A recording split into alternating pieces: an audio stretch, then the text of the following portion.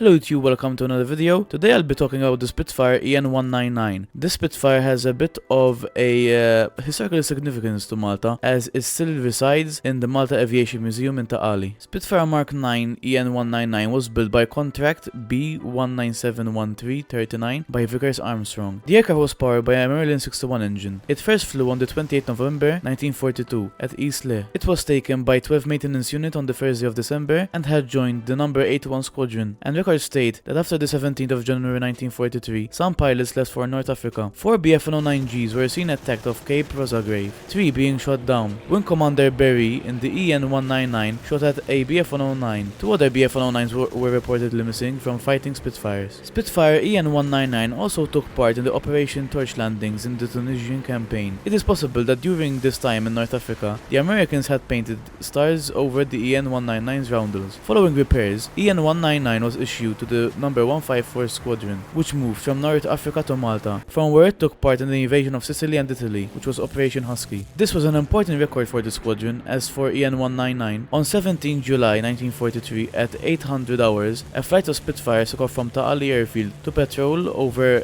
Gerbini and Catania areas in Sicily. They eventually met enemy aircraft, and Flight Sergeant E. Artus in EN199 destroyed a BF-9G and another probably destroyed. Little is known of Edward Artus, but we do know he was killed in India in 1944. EN199 moved on to the Italian mainland, taking part in further operations, probably joining the number 145 Squadron. I have a video about the number 145 Squadron, so feel free to check that out. EN199 service history is still being researched, and gaps of several months still exist. After the war, EN199 was sent to the Air Scouts in Malta. The aircraft needed some repairs in the tailwheel section, which was repaired and painted with silver overall. The handing over ceremony took place on the 27th May 1947, when Air Vice Marshal K. B. Lloyd handed over the Spitfire EN199 to the youngest Air Scout, Leslie Tereni. They had put the Spitfire in a compound surrounded by barbed wire, but vandals still found their way in and stole many parts. In 1956, EN199 was transferred to the Civil Defense Corps. The aircraft was left purposely in a dismantled state to simulate as realistically as possible an air crash in open countryside. When its services were no longer required, the Spitfire lay dismembered for several years. After the National War Museum was formed in 1974, they collected the Spitfire's wreckage from the Targa battery area, although they left the Merlin where it laid. Another attempt at reviving interest in the reconstruction of the Spitfire was undertaken some years later by Assistant Honorary Secretary Squad Leader Peter Dunford. Sadly, he was taken ill and passed away shortly after in August 1988. The restoration group had disbanded, and the committee decided groups were also to be found within the fort. All the other aircraft parts were brought into the fort, but after some time, the tasks proved to be beyond the capabilities of the aircraft restoration team of the time. Unfortunately, during one of the cleanups of the fort, the fuselage, tail unit, and engine were among other items removed by an overzealous scrap dealer. After a few years of activity, both vehicle and aircraft restoration disbanded. The Spitfire reconstruction begins again in the early 90s by Ray Polidano and his team. In April of 1993, a recovery of the Spitfire wreck of Dragonara Outer Reef